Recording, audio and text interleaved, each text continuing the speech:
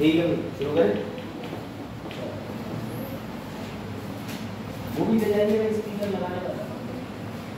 ठीक, अब देखो भाई आज का टॉपिक जो है वो भाई लोकल सेल्फ गवर्नमेंट, और ये टॉपिक इतना मजेदार है। इस टॉपिक के अंदर आप उन समस्याओं से और उन लोगों से अवगत होंगे जिन्हें प्यार से कहते हैं प्रधान, सदस्य। सुना है इनके बारे में कभी? ग्राम प्रधान के बारे में पता है किसी को? ग्राम प्रधान कौन होता है? गांव का पहला व्यक्ति नहीं होता, तो गांव का पहला व्यक्ति कौन होता है भाई? ग्राम प्रधान को, आजा बेटा, ग्राम प्रधान को मैंने सुना कि गांव का पहला व्यक्ति कहते हैं। अच्छा, तो कौन होता है गांव का पहला व्यक्ति? अच्छा, ग्राम प्रधान आप में से कोई जानते हो? किसी आज तक काम पड़ा है किसी का ग्राम प्रधान से? पढ़ा है आपका? क्या हीरा कली जी क्या काम पड़ा? मोहर लगवाने के अलावा कोई काम नहीं पता ग्राम प्रधान के? आपको काम पढ़ते हैं। चलो भैया, नोट मेकिंग प्रोसेस करते चलेंगे, मैं एक एक चीज लिखवाता चलूंगा, स्ट्रेंथ कम है तो आराम से पढ़ेंगे, ठीक है। सबसे पहले तो एक प्रश्न का ध्यान रखिए, पूरे भारत में करीब करीब 6.5 लाख के आसपास गांव हैं।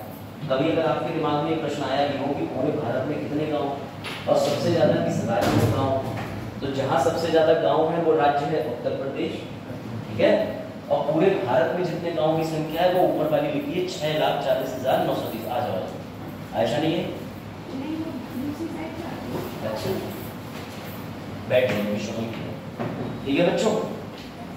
तो ये बात याद रखिएगा, the villages in India are 6,40,930, ठीक है। और ये तो आपको पता ही होगा पूरे भारत का क्षेत्रफल कितना है, 32,87,263 है। आ जाओ, तो हीरा कली अगर आपसे पूछा जाए कि पूरे भारत के अंदर कितने गांव हैं, 6,40,930। ये आंकड़ा आप लमसम में याद रख सकते हैं, जरूरी नहीं एग्जैक्ट याद रखें। वनडे एग्जाम में आंकड़ा पूछा तो पूछ लिया, वरना आज तक किसी भी पेपर में कभी गांव की संख्या नहीं पूछी, ठीक। आपकी जानकारी के लिए बताऊं, उत्तर प्रदेश में सबसे ज्यादा गांव है, 1,07,452 गांव अपने उत्तर प्रदेश राज्य के अंदर, ठीक है। अब देखिए भाई, गांव किसे कहते हैं आप लोगों ने पढ़ा होगा, तो चलिए प्रैक्टिकल बात कर लेते हैं। अब आप मेरे साथ एक डायग्राम बनाइएगा, अपनी कॉपी में नोट करते चलिएगा ताकि आपको आसानी हो, ठीक है। पहले सबसे ऊपर हेडिंग डालिएगा सेंटर,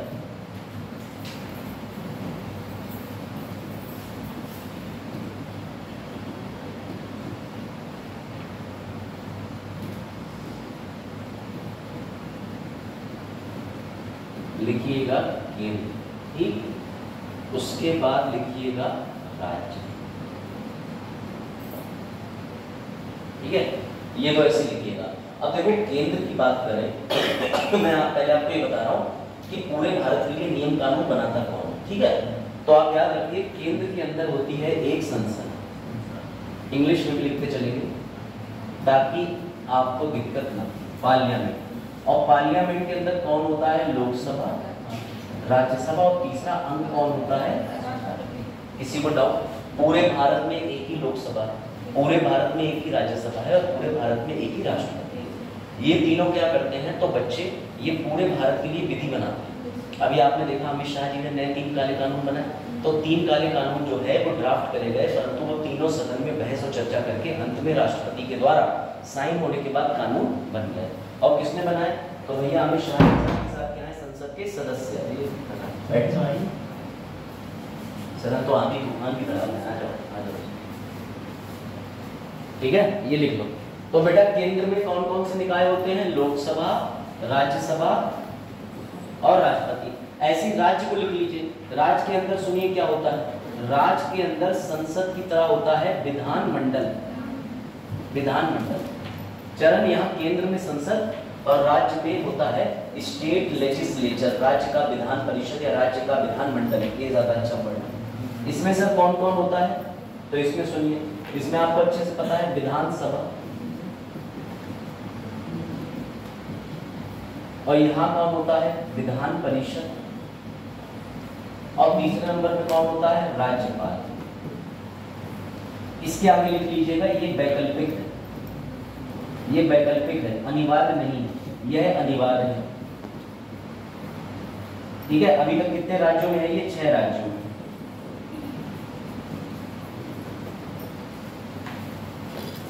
ये लिखते चलिएगा। अगर आप उत्तर प्रदेश के हैं बच्चे, आप इनको फिट करने की कोशिश कीजिए। सर हम पूरे भारत के लिए लोकसभा, राज्यसभा, राष्ट्रपति को देखते हैं, हमारे अपने राज्य में क्या क्या है आप लोग बताइए। उत्तर प्रदेश का राज्यपाल है सर आदरणीय आनंदीबेन पटेल, ठीक है। उसके बाद दूसरा, उत्तर प्रदेश में विधानसभा है, बिल्कुल है सर, योगी जी ने सरकार विधानसभा के अंदर ही तो बनाई है। पर हमारा उत्तर प्रदेश उन 6 राज्यों में से भी है जिसके पास अपनी विधान परिषद भी है।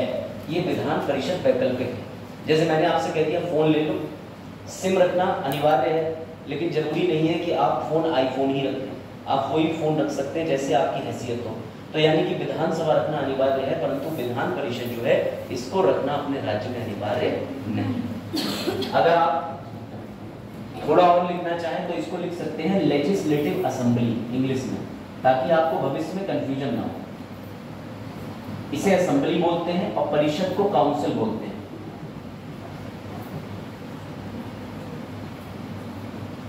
ये लिख लिया आपने, अंग्रेजी में भी लिख लीजिए।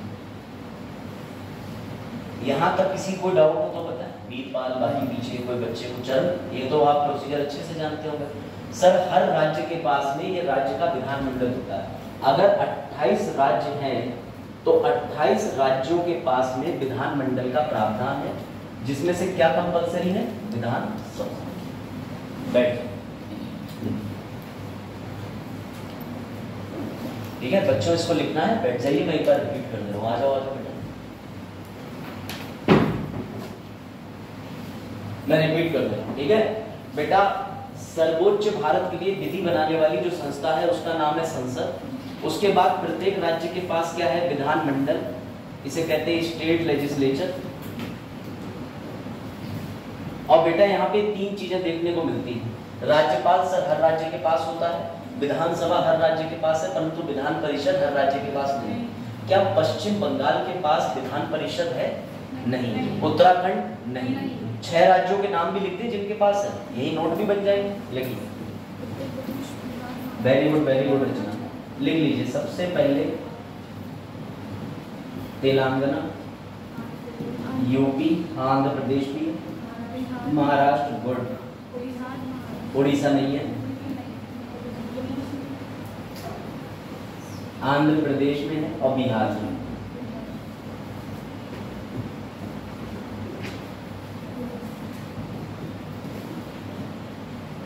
ठीक है, जम्मू कश्मीर में आखिरी टाइम था, लेकिन जम्मू कश्मीर में जो है वो हटा दिया गया अनुच्छेद 370 के परिवर्तन के बाद से।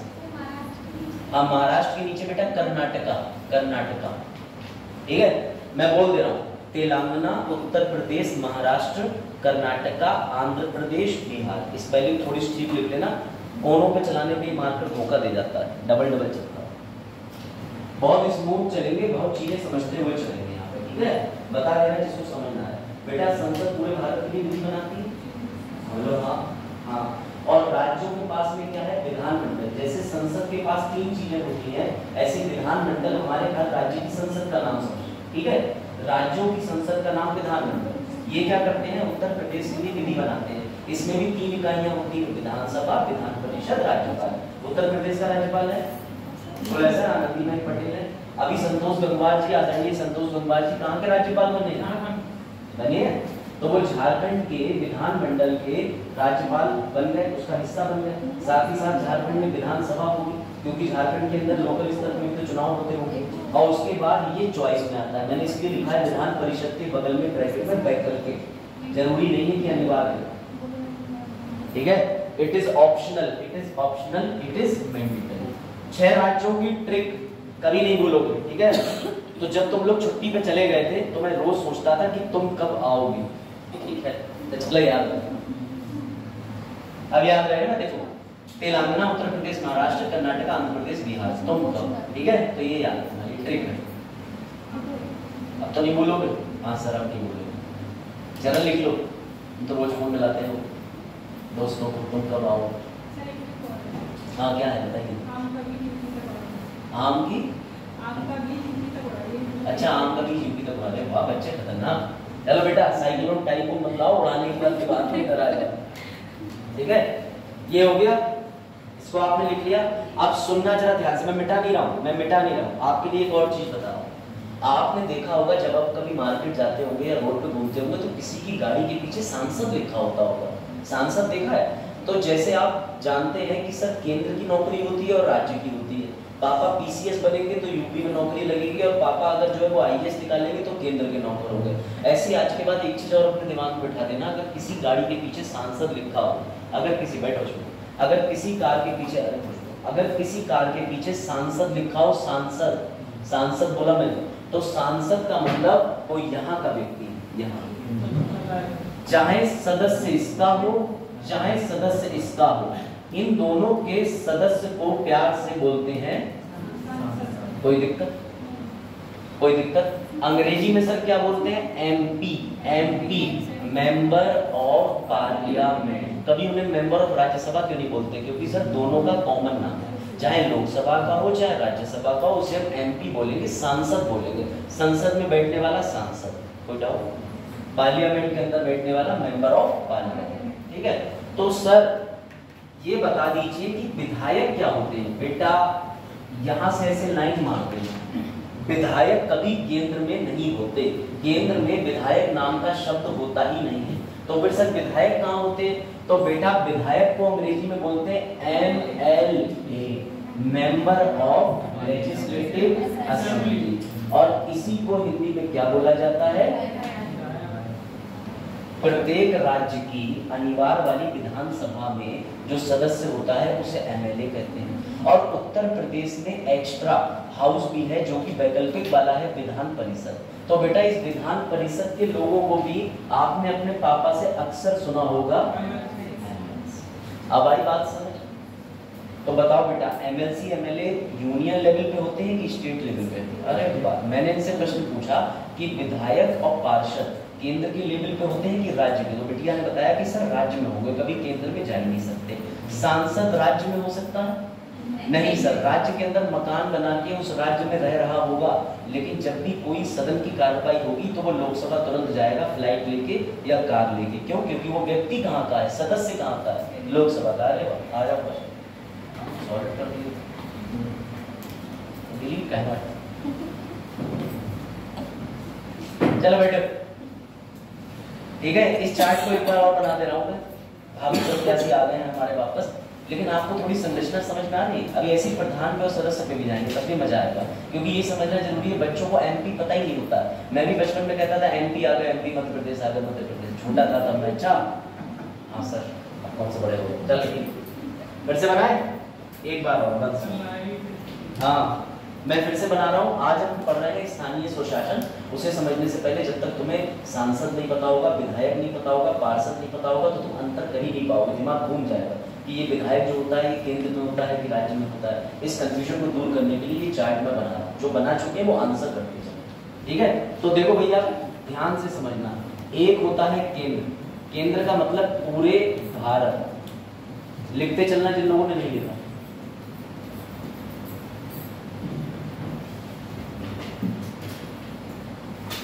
ठीक, तो सर सुप्रीम कोर्ट क्या करता है? हाँ आ जाओ सर। सुप्रीम कोर्ट एक तो इसके स्टॉपर नहीं, वरना सफोकेशन तो होती है। कोई बात नहीं, अपने पास ग्रुप पे मैसेज डालो,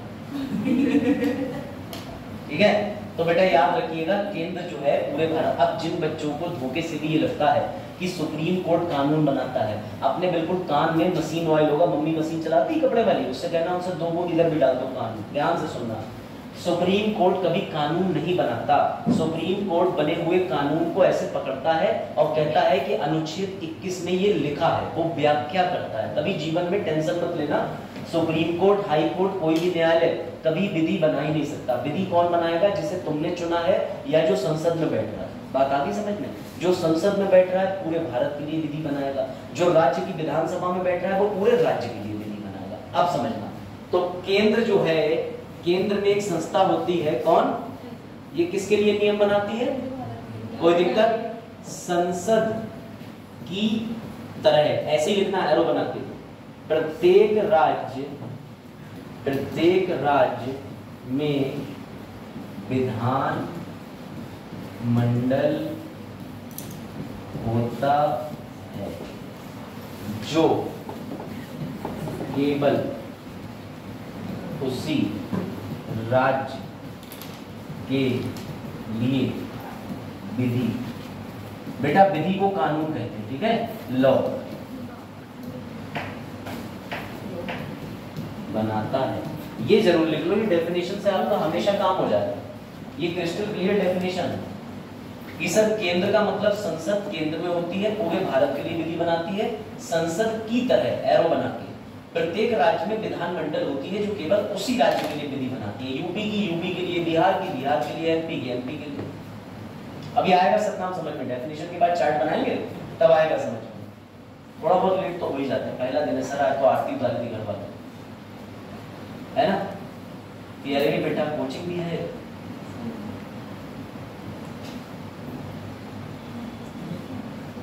पानी आ गया, पानी वाले हैं, अरे वाह। हाँ, ये डेफिनेशन जरूर लिख लेना। पूरे भारत के लिए विधि कौन बनाता है? संसद। संसद। और राज्य के लिए, सिर्फ राज्य के लिए कानून आपके कौन बनाता है? विधानमंडल। बेटा जैसे संसद के अंदर 3 लोग आते हैं, ऐसे ही संसद की तरह विधानमंडल के अंदर 3 लोग आते हैं, ठीक है। तो मैं राज्य के विधानसभा, विधान परिषद और राज्यपाल को जब एक साथ लिखूंगा तो विधानमंडल बोलूंगा, लोकसभा, राज्यसभा, राष्ट्रपति को एक साथ लिखूंगा तो संसद बोलूंगा, ठीक है। मिटा दूं?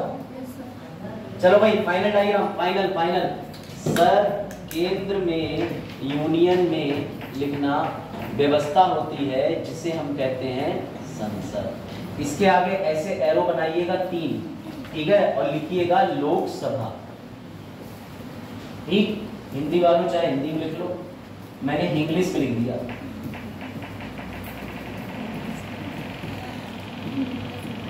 ठीक है। ये रहा लोकसभा, राज्यसभा, राष्ट्रपति। ये किसके लिए कानून बनाएंगे? पूरी भारत के लिए, पूरी भारत के लिए। एमसीक्यू प्रश्न आएगा, supreme law making body in India, Bharat में सर्वोच्च विधि बनाने वाली संस्था कौन सी है? क्या टिक मारोगे? संसद। अब सुनना ध्यान से, सर जो लोकसभा में चुनाव जीत के जाता है, जैसे हमारे मोदी जी भी अभी लोकसभा का चुनाव जीते, प्रधानमंत्री का कभी चुनाव नहीं होता। प्रधानमंत्री जो है वो जिस पार्टी की ज्यादा सीटें निकल के आती हैं उन्हीं में से कोई एक प्रचलित चेहरे को, पॉपुलर चेहरे को आगे बुला के बना देते हैं लीडर, और उसी लीडर को तुम कहने लगते हो कि मंत्रियों में प्रधानमंत्री, ठीक है। दोबारा प्रोसेस बताऊंगा, अश्विन तो तेज देख लेना। बेटा मोदी जी लोकसभा से चुनाव लड़े और पता है आपको क्या बन गए लोकसभा के? एस जयशंकर। तुम्हारे मंत्री जी विदेश वाले, ये भी राज्यसभा में राष्ट्रपति के द्वारा नामांकित करेगा, क्योंकि राज्यसभा के चुनाव जनता के द्वारा नहीं होते, अप्रत्यक्ष चुनाव होते हैं। तो बेटा पता है, चाहे व्यक्ति राज्यसभा का हो चाहे लोकसभा का हो, दोनों में से किसी का सदस्य हो, उसे क्या बोला जाएगा? हिंदी में सांसद, अंग्रेजी में मेंबर ऑफ पार्लियामेंट। अब बताओ कोई डाउट? अब बताओ। तो अगर आज के बाद तुम किसी की गाड़ी के पीछे सांसद देखो तो ये कंफ्यूजन तो हो सकती है, ये राज्यसभा का है कि लोकसभा का है, लेकिन ये कंफ्यूजन नहीं होनी चाहिए कि राज्य के विधानसभा का अंग है, वो केंद्र का अंग है, वो ऐसा समझो सेंट्रल नौकरी पे है, स्टेट की नौकरी में नहीं है, पीसीएस नहीं है, आईएएस लेवल का आदमी है, केंद्र की स्तर की बात कर रहा है। अब आई बात समझ में? सतनाम डाउट बच्चे पूछो, और डाउट को तुरंत पूछ लो, आप थोड़ा लेट आए तो स्लिप हो गया वो दिमाग से, पूछो। यहाँ समझे, जिन गाड़ी के पीछे सांसद लिखा होता है, विधायक लिखा होता है, अभी विधायक बिल्कुल भूल जाओ। वरुण गांधी सांसद थे, इस समय जतिन प्रसाद भी पीलीभीत से सांसद है, तो ये सांसद लोग कहाँ बैठेंगे? इनका पीलीभीत में काम नहीं रहता, ये बैठते हैं केंद्र में, दिल्ली में, संसद के, लोकसभा या राज्यसभा के, इन्हें सांसद कहते हैं। अब बढ़े आगे, चलो क्या हो गया है? अब लिखो राज्यों का, लिखिए विधान मंडल। इसीलिए मैं कहता हूं कि एक एक चीज बहुत इंपॉर्टेंट है, ध्यान देना बेटा। विधान मंडल को अंग्रेजी में बोला जाता है स्टेट लेजिस्लेचर, ठीक। सर ये क्या होता है? चरण बताओ। प्रत्येक राज्यों के पास होती है? Yes sir. अगर 28 राज्य हैं तो सभी राज्यों के पास में विधान मंडल के अंदर ये 3 अंग होने चाहिए। इसमें से सुनो, अनिवार्य कौन सा है, वैकल्पिक कौन सा है? विधान, good, very good, very good, अरे वाह, शाबाश बच्चे, चरण एकदम औसम। सर विधानसभा के आगे लिख लीजिए अनिवार्य। अनिवार्य बेटा, अनिवार्य का मतलब होता है मैंडेटरी, और सर ये कैसी है, वैकल्पिक, मतलब अनिवार्य नहीं है, ये ध्यान रखना। और कितने राज्यों में है अभी तक, सिर्फ 6 में। ट्रिक मैं बता चुका हूं, ठीक है। तुम कब तक लिखना, आओगे मत लिखना, कहीं वो आ ही जाए।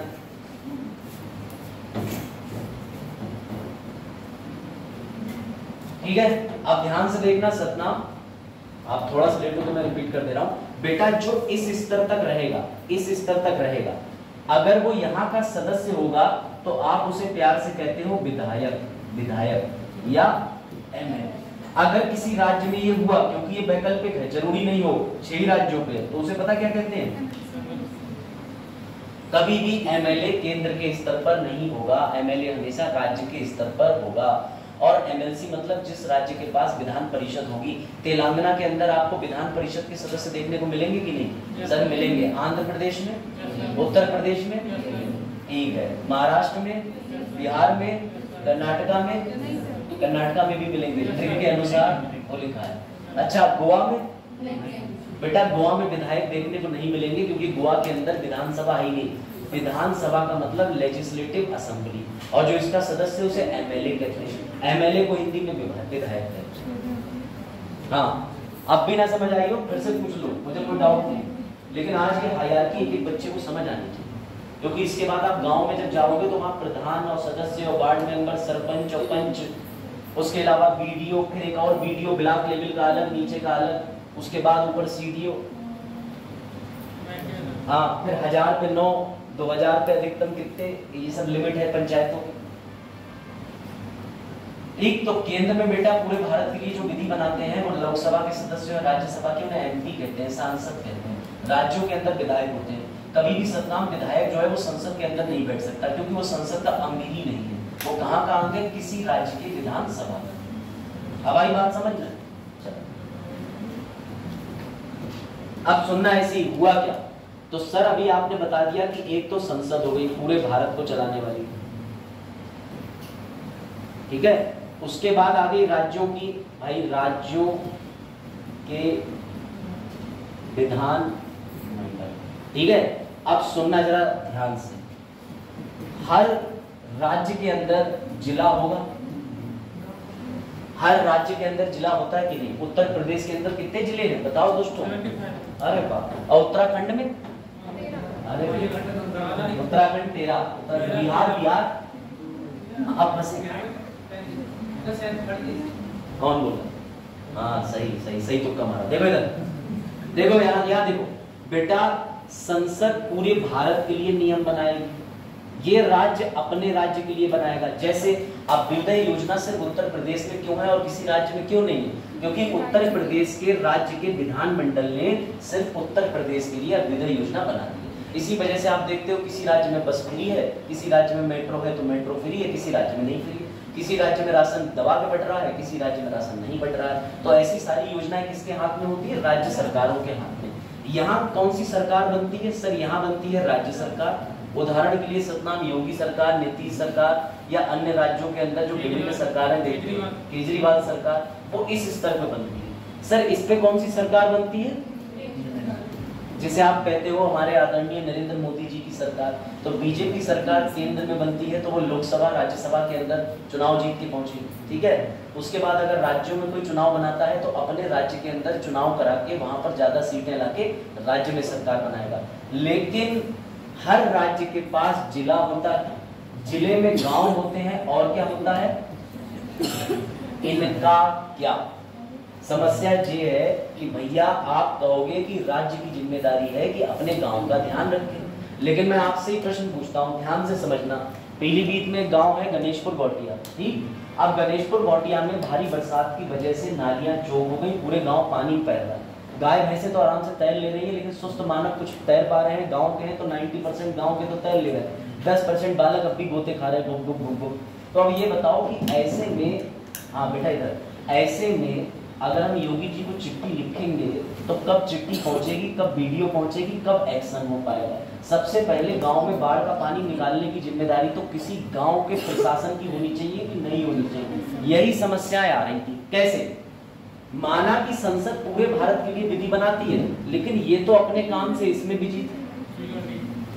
इनका ध्यान थोड़ी था तुम्हारे पीलीभीत के गणेशपुर कोटिया गांव में। इनने इस काम का कार्यवाहन करने के लिए सीएम को फोन कर दिया। अब सीएम साहब बोले कि मैं भी जा रहा हूं बेटी बचाओ बेटी पढ़ाओ अभियान के अंदर, समझ गए? तो भाई सीएम साहब भी बिजी हो गए। सीएम साहब ने प्रधानों से कह दिया, अब प्रधान अपने काम में बिजी हो गए। लेकिन याद रखना, प्रधान कितना भी बिजी हो जाए, शाम को लौट के गांव तो आएगा। कहाँ चला जाएगा? सीएम गांव आएंगे नहीं, ये लखनऊ चले जाएंगे, मोदी जी दिल्ली चले जाएंगे, या पता नहीं कहाँ बैठे होंगे। तो सीधा सीधा मतलब गांधी जी का कहना था कि ऐसे आदमी को गांव शहर की जिम्मेदारी दे दो, एक तो जो उसी गांव का निवासी, उसी गांव में रहता हो, और दूसरा जिसका गिरेबान पकड़ना आसान हो, ताकि गांव तक भी अगर शासन पहुंच गया तो गांव का उद्धार हो जाएगा, गांव सशक्त हो जाएंगे। बात आई समझ में या नहीं? इसी को कहते हैं, समझना बेटा, इसी अप्रोच को बोला जाता है, लिख लो, grass root democracy. Democracy, democracy. जब ऊपर से बिल्कुल नीचे के स्तर तक शक्ति आ जाए, स्वशासन हो जाए, शासन चलाने की अनुमति दे दी जाए, प्रत्येक व्यक्ति के लिए लोकल स्थानीय शासन की व्यवस्था कर दी जाए, इसी को कहते हैं grass root democracy. Sir grass root का हिंदी नाम बता दीजिए। तो पश्चिम बंगाल की फेमस पार्टी का नाम बताओ। Very good. तृणमूल का अर्थ समझ रहे हो? उनका दिमाग लगाओ। तृणमूल का अर्थ आज जानोगे तो बड़ा मजा आएगा। तृणमूल का मतलब होता है ग्रास रूट, जो बिल्कुल लोकल लेवल तक जाए। तो ममता बनर्जी की पार्टी की बुद्धिमत्ता देख रहे हो, क्या नाम रखी है? Grass root. चलो देखो, ग्रास रूट का मतलब होता है तृणमूल, ठीक है, और लोकतंत्र डेमोक्रेसी का मतलब। तो इसीलिए बोला जाता है इसको लोकतंत्र। कौन सा वाला? ग्रास रूट डेमोक्रेसी, यानी संसद से लेकर के नीचे के बिल्कुल गांव तक, बिल्कुल बेसिक, सबसे छोटी इकाई गांव है। गांव से नीचे तो सर फिर मोहल्ले बचे, वहां भी वार्ड मेंबर होते हैं। तो सबको सशक्त कर देना, यानी स्थानीय कानून बना देना, स्थानीय विधि बनाने की शक्ति लोगों के हाथ में दे देना, is called grass root democracy. अब आई बात समझ? ये लिख लो फिर तुम्हें अब बलवंत राय, अशोक राय, जीडी के राव, यंगवी समिति, थुआंग कमीशन, इन सबसे मिलवाता है ना। सादिक अली आयोग 1964 से क्या थी, ये सब अभी आएगा मुझे।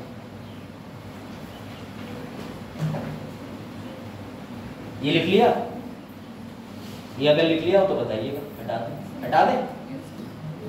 चलो तो फाइनली सुनो, ये चीज नोट कर लो, संसद, ठीक है, लोकसभा, राज्यसभा, राष्ट्रपति, ठीक है, उसके बाद लिखो विधान मंडल, मैं शॉर्ट में लिख दे रहा हूं, विधान परिषद, विधानसभा, राज्यपाल, ठीक है, कंफ्यूज मत होना, इसका मतलब यही है, विधान परिषद, विधान सभा, बस तेज लिख रहा हूं सर। इसके बाद क्या आएगा? इसके बाद सुनो, इसके बाद 2 लेवल और आ जाएंगे, स्थानीय, जिसे आज हम पढ़ने जा रहे हैं, लोकल, इसके अंदर 2 आ जाते हैं, एक आ जाएगा शहर, एक आ जाएगा ग्रामीण, और इस ग्रामीण के अंदर के 3 स्तर होते हैं, बता सकते हो कौन सा? ग्राम पंचायत, पंचायत समिति और जिला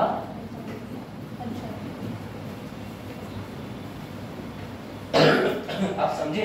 इसका मतलब सर केंद्र में लोकसभा, राज्यसभा, राष्ट्रपति, विधानमंडल में 3 लोग, और लोकल स्तर पे गांव में भी 3 लोग, और शहर में भी 3 लोग हैं सर। हाँ, शहर में भी 3 लोग हैं। बेटा पता नहीं 3 से कितना प्रेम था।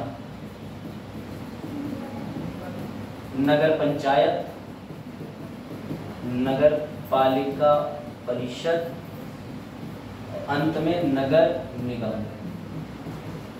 बेटा बरेली नगर निगम है, शाहजहांपुर नगर निगम है, इसलिए यहाँ के मेयर को कहते हैं महापौर।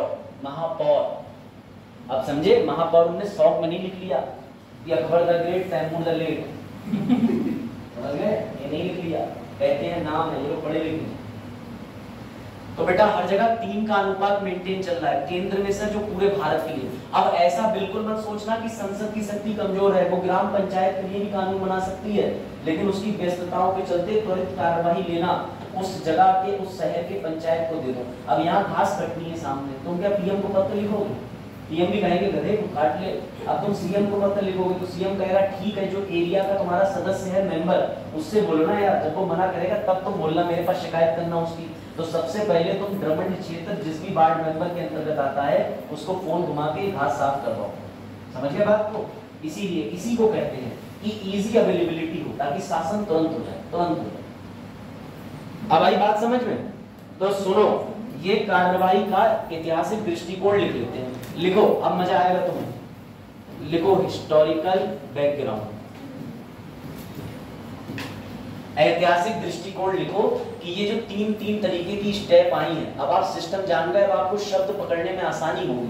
अब आप बलवंत राय मेहता की जो समिति के अंदर 3 टियर प्रोसेस है वो आप पहले ही जान गए, समझ आ जाओ। लिखो, हुआ ये कि हमारा भारत हो गया आजाद। ठीक, कब हुआ? अरे इस डेट में भी डाउट है क्या? तो पाकिस्तान चले जाओ, हैं? बोली नहीं है 15 अगस्त, ठीक है? हाँ, 15 अगस्त 1947। संविधान सभा का गठन हो गया था 1900। ठीक, इसने काम करा 2 साल 11 महीने 18 दिन। और मुबारक हो, हमारा संविधान बनके कब तैयार हुआ? लागू कब हुआ? 26 जनवरी 1950 तक केंद्र तो था, राज्य तो था, लेकिन नगर पालिका और पंचायत थी नहीं। म्युनिसिपैलिटी और पंचायत 1950 को जो संविधान लागू हुआ उसमें था ही नहीं। ध्यान देना सब लोग, सभी लोग, ठीक है? हाँ, राम आप भी और बाकी रहे पाल। मैंने बोला कि जब 1950 को संविधान बनके लागू हुआ सतनाम, तो उसके अंदर म्युनिसिपैलिटी शब्द की कोई बात ही नहीं थी, ना पंचायत की बात थी। यानी ये बिल्कुल भी तय नहीं किया गया था कि पंचायतों को प्रधान देंगे, शासन करने की पावर देंगे, या म्युनिसिपैलिटी में कोई मेयर बनाएंगे या काम करने की शक्ति देंगे। क्यों नहीं बनाया? तो सुनो, बड़ा दुख की बात है, जब बाबा साहब से पूछा गया कि बाबा साहब आप संविधान बना रहे हैं लेकिन आप पंचायत की बात ही नहीं कर रहे, म्युनिसिपैलिटी की बात ही नहीं कर रहे, तो बाबा साहब बोले जरा ये बताओ, सबसे ज्यादा आज की डेट में, बड़ा वैसा भाव है, समझिएगा जो संवैधानिक डिबेट में बाबा साहब ने बोला। बाबा साहब ये बोले, चरण बड़ा इंटरेस्टिंग बात है और शायद आप में से कई बच्चे सहमत हो। बाबा साहब बोले ये बताओ, सबसे ज्यादा आज भी इलिटरेसी कहाँ देखने को मिलती है? सबसे ज्यादा बिना पढ़े लिखे लोग कहाँ देखने को मिलते हैं? गांव में। बोले आज भी सबसे ज्यादा जात पात कहाँ देखने को मिलती है? सबसे ज्यादा कुप्रथाएं, मान्यताएं और जितने भी तरीके की सुपरस्टिशियस बिलीफ है कहाँ देखने को मिलती है? बोले अभिषेक, अगर ऐसे में मैं पंचायत को संवैधानिक दर्जा देके गांव के लोगों को दे देता, तो आज भी जो गांव के जमींदार, ठाकुर और ऊंचे वर्ग के लोग हैं ना, वो उसी समय पावर में आके हमेशा दलित वर्ग का शोषण करते रहते और कभी उसका उत्थान नहीं करने देते। उस समय हमारे गांव की दशा बड़ा दयनीय थी। जो लोग शहर आके रहते थे उनके विचार में थोड़ा परिवर्तन था, परंतु गांव का लोग जात पात, कुप्रथाएं, नारियों की शादी दोबारा ना होने देना, विडो सिस्टम, इन सबको बहुत मानते थे। तो मैंने इस कारण से उस समय पंचायत या म्युनिसिपैलिटी को संवैधानिक दर्जा नहीं दिया। ये है बाबा साहब की आइडियोलॉजी। तो मैंने कहा बाबा साहब आपने कुछ तो सोचा होगा। बोले अभिषेक, समय बदलता है, पहले हम लोग टेलीग्राफ के लिए मशीन यूज करते थे, टाइपराइटर, आज की डेट में क्या यूज करते हैं? कीबोर्ड। हो सकता है भविष्य में आप बस सोचो और चीज सामने लिख जाए। तो बाबा साहब एक जगह प्रबंध कर गए थे, एक जगह प्रबंध कर गए थे कि भविष्य में जब भी पंचायत और म्युनिसिपैलिटी की जरूरत पड़े तुम दे सकते हो। और बाबा साहब की जीनियस इतनी थी, वो इस बात का प्रबंध कर गए, आर्टिकल 40 डीपीएसपी। अब कनेक्शन पकड़े। और मैंने हमेशा बताया है कि डीपीएसपी राज्य की नीयत पर निर्भर करता है, देंगे कि नहीं देंगे। अब हम पूरी स्टोरी समझेंगे कि कैसे आर्टिकल 40 परिवर्तित हो गया 1992-93 के 74 में और 73 में संविधान संशोधन। अब आई बात समझ, अब आई बात समझ कि जब ये बना तो उसी समय क्यों नहीं दे दिया संविधान में? गांव के लोगों की सोच की वजह से। और ये गलत भी नहीं था। अगर आज भी आप देखो तो मैं आगे आपको रिपोर्ट दिखाऊंगा। आपने हाल ही में किस्सा नहीं सुना था पिछले साल, एक दलित बच्चा मटके से पानी निकालने गया तो मां साहब ने मना कर दिया, मार मार के उसे। अभी भी गांव में, शहर में तो कम है, गांव में ये कुप्रथाएं बहुत चलती है। राजस्थान चले जाओ, हाँ राजस्थान का ही केस, बिल्कुल सही कह रहा है। और क्या करते हैं, अम्बेडकर जी की मूर्ति जो है वो कुछ गांव के लोग तोड़ डालते हैं। तो ऐसी जो हरकतें करते हो उससे कोई लाभ मिलेगा तुम्हें, ये बताओ। इससे बढ़िया तो तुम्हें उदारवाद होना चाहिए। जो ऐसा वर्ग है, खुद सोचो आप, अगर धोखे से कोई व्यक्ति विकलांग है और सामान्य व्यक्ति के सामने वो कितना अटपटा फील करता है कि काश मैं भी नॉर्मल होता।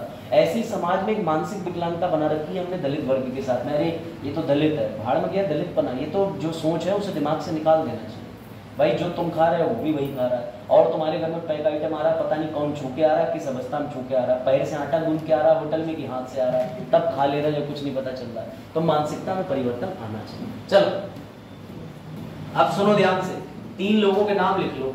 पहला लिख लो मायो का, और लिख लो 1877, और रिपन का नाम लिख लो 1882, और एक आयोग का नाम लिख लो, रॉयल कमीशन, हिंदी में भी लिखवा दे रहे हैं, 1907 1909। सर ये क्या है? इसे बड़े प्यार से बोलते हैं शाही आयोग।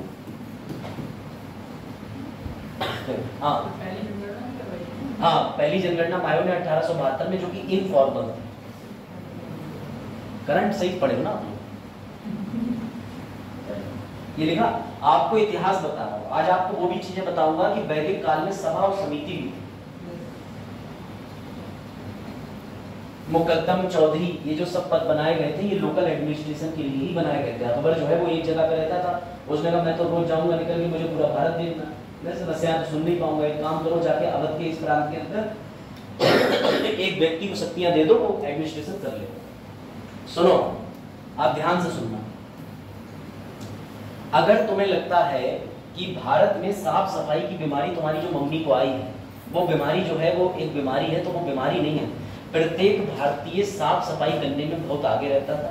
भारतीय खुद को हाइजेनिक रखने में बड़े आगे रहते थे, चाहे भले ही कूड़े की थैली उठा के पड़ोसी की छत पे फेंक दें, लेकिन अपनी चार दीवारी साफ रहनी चाहिए। ऐसा आपका व्यक्तिगत अनुभव भी होगा। कभी भी आप जो है अगर धोखे से टॉफी का रैपर भी फेंकेंगे तो पड़ोसी की तरफ हवा करके फेंकेंगे, अपने चौतरे में नहीं फेंकेंगे, है कि नहीं बात? सुनना, मायो आया, लॉर्ड मायो ने कितनी बड़ी बेवकूफी कर दी।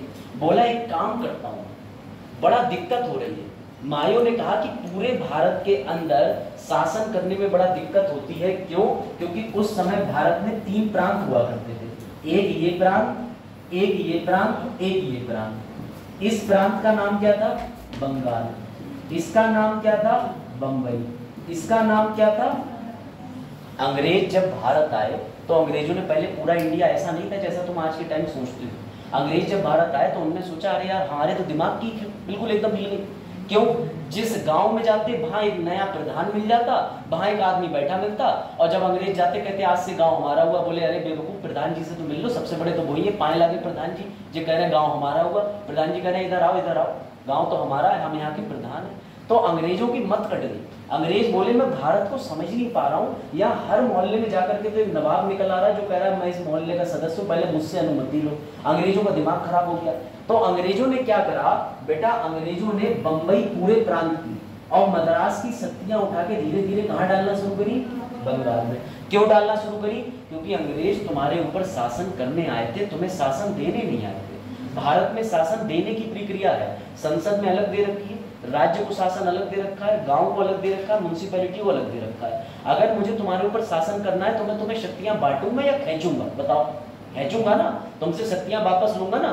ना तो म्युनिसिपैलिटी को शक्ति दूंगा, ना पंचायत को शक्ति दूंगा, ना राज्य की विधानसभा को शक्ति दूंगा। तो अंग्रेजों के इसी प्रक्रिया को, शक्ति लेने की प्रक्रिया को नाम दिया गया केंद्रीकरण। ये ध्यान रखना, विच इज कॉल्ड सेंट्रलाइजेशन। अब आई बात समझ? इतनी बात आई समझ में? इससे कंसेप्ट जोड़ रहा हूं मैं, समझना। पीछे वाले बच्चे ध्यान लगाना, पूरा अच्छे समझ लो कि कतई सामने सोने की चैन पड़ी और पापा तहस का इंतजाम नहीं से करते। देखो ध्यान से, हाँ ये चीज जरूरी है। मायो जो है उससे पहले क्या चल रहा था? भारत में प्रांत का सिस्टम चलता था। आजाद भारत से भी बहुत पहले की बात बता रहा हूँ, जो भारत जैसा नहीं था, समझ गए? तो यहाँ 3 बड़े प्रांत थे, एक बंबई, एक बंगाल और मद्रास। बंबई के अंदर अपने कानून चलते थे लोकल स्तर पे, मद्रास के अपने, बंगाल के अपने। अंग्रेज भारत आए, अंग्रेज सोचे यार हम तो दुखी हो गए, बंगाल में ससुर अलग कानून है, बंबई में अलग है, मद्रास में अलग है। एक काम करता हूँ, बंबई और मद्रास की शक्तियां उठा के बंगाल में डाल देता हूँ, यानी कि अब मैं सीधे अपना ऑफिस कहाँ बनाऊंगा? बंगाल में। और कोई भी नियम पालित करूंगा वो ऑटोमेटिकली बंबई पे भी काम करेगा और मद्रास में भी काम करेगा। लेकिन अंग्रेजों के साथ में दिक्कत होने लगी। वो इसलिए होने लगी, कोई भारतीय उनकी बात मानता ही नहीं। बंबई वाले कहते थे कि हमारे यहाँ दंगा हो गया, जब तक तुझसे पूछेंगे तब तक 50 लोग निपटा चुके हैं, अब तो दंगा हो गया तो हो गया। तो इस वजह से इन लोगों की केंद्रीकरण की शक्तियां विफल हो गई। और बाद में तो आपको अभी मैंने पढ़ाया ही नहीं है, क्योंकि हमारी क्वालिटी जो है वो जीनियस लेवल पे चल रही है। आज हम लोकल स्टेट पढ़ेंगे, कल हो सकता है फॉरेन स्टेट पढ़ लें, उसके बाद अचानक फंडामेंटल राइट का लेक्चर आ जाए। हम लोग एक्सपर्ट हैं, ये बात ऊपर से तय हो चुकी है कि जितने बच्चे बैठे हैं वो 3 साल से पढ़ रहे हैं और बार बार पढ़ रहे हैं, इसलिए उन्हें रैंडम टॉपिक दो रैंडम। कायदे में पॉलिटी शुरू होती है 1600 कंपनी आगमन से, और ये हम जो जिस फेज पे चल रहे हैं ये लास्ट का फेज है, अभी गवर्नेंस आ जाएगा। अब बच्चों को 1600 के अंदर कम से कम 7-8 लेक्चर बनते हैं, 5 दिन उसमें ये बताया जाता है कि कंपनी आगमन से लेकर केंद्रीकरण क्या है, विकेंद्रीकरण। एक ही लेक्चर है लोकल गवर्नमेंट का, और ये कम से कम 3 लेक्चर का, मैं तुम्हें कहाँ से समझा पाऊंगा।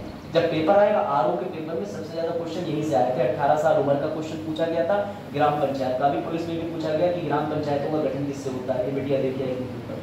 तो भैया अपने जिम्मेदार आप स्वयं बने, क्योंकि मैं तो देखो भाई किसी के नीचे सबऑर्डिनेट होकर काम कर रहा हूँ। मेरे कुछ बाउंडेशन है, वरना तो मैं बढ़िया बाउंडेशन के अलावा अच्छे से और ज्यादा पढ़ाने में विश्वास रखता हूँ। चलो अब सुनना ध्यान से। अंग्रेज क्या बोले, बोले यार हमारा बंगाल मिशन तो फेल हो रहा, सारी शक्तियां तो उठा के आ गई।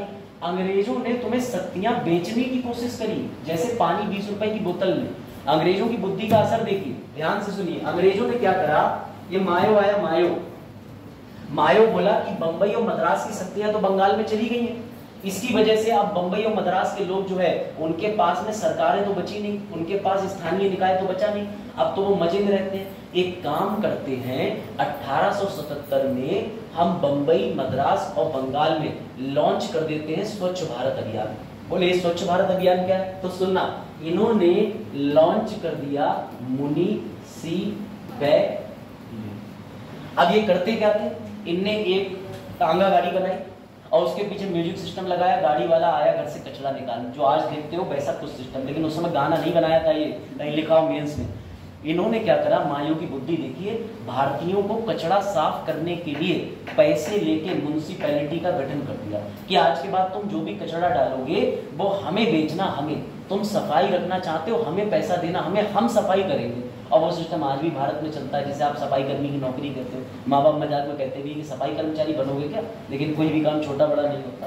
तो याद रखना, मायो ने प्रयास करा भारतीयों को सफाई कर्मचारी की नौकरी बेचने का, कि हम सफाई करेंगे। तो भारतीय पता क्या बोले, बोले अबे उल्लू के पट्टे, तुझे तमीज है, हम भारतीय, हम तो हमेशा गोबर से घर को लीप लेते हैं, जो गाय का वेस्ट है उसे हम इतना इस्तेमाल कर लेते हैं, तो सोच हम तो उससे साफ सफाई कराएंगे। और उस समय में तो इलास्टिक प्लास्टिक भी नहीं चलती थी, सूती चलता था, लोग भैया कपास का प्रयोग करते थे, खुद ही उगाते थे, खुद ही खाते थे, आपकी तरह हाइजेनिक नहीं रहते थे, एक ही जैसे वस्त्र प्रचलित थे, टैग भी नहीं लग के आते थे कपड़ों में कि उठाया कहीं फेंक दिया, तो लोगों के पास इतनी प्राकृतिक गंदगी नहीं होती थी, साफ सुथरे रहते थे।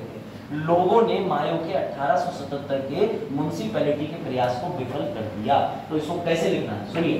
भारत में सर्वप्रथम स्थानीय सरकार देने का प्रयास मायो ने किया, कब करा, 1877 में, जब बंगाल और मद्रास की शक्तियां, जब बंबई और मद्रास की शक्तियां बंगाल में चली गई, तो मायो ने इसे अवसर की तरह देखा। उसने सोचा कि क्यों ना मैं म्युनिसिपैलिटी बना दूं, लोगों के घर जाऊंगा, साफ सफाई करवाऊंगा, पैसा लूंगा। लेकिन इसका ये आइडिया लोकल सरकार देने का, म्युनिसिपैलिटी देने का विफल हो गया, क्योंकि किसी भी भारतीय ने पैसे देके सफाई करवाना सीखा ही नहीं। आज भी देख लो ना, हार पे गए ना सबके घर में, आवाज समझ जाओ, खुद ही घर वाले फोन आ जाओ साफ कर, है नहीं, अरे भाई अपने घर को साफ रखते होगे, अपने पशु को कुछ भी नहीं, अपने आप को तो साफ रखते होगे। तुम लोग शौक में हो, क्या चक्कर है, नहाते नहाते नहीं क्या है।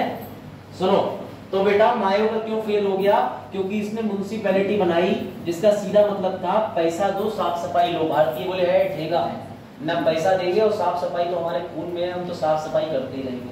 मायो बेचारा चुपचाप होकर बैठ गया, और मायो ने जनगणना वनगणना कराई थी, इनफॉर्मल तरीके से जनगणना कराई गई थी, ताकि हम फौजियों की भर्ती कर सके, देख सके कि कितने भारतीयों से हमारी लड़ाई हो सकती है। 1857 में जो युद्ध हुआ था, उसके बाद इसे ये नहीं पता था कि सेना में फौजी कितने भारतीय, तो इस वजह से इसने जो है इनफॉर्मल पॉपुलेशन सेंसस कराया था। अब आए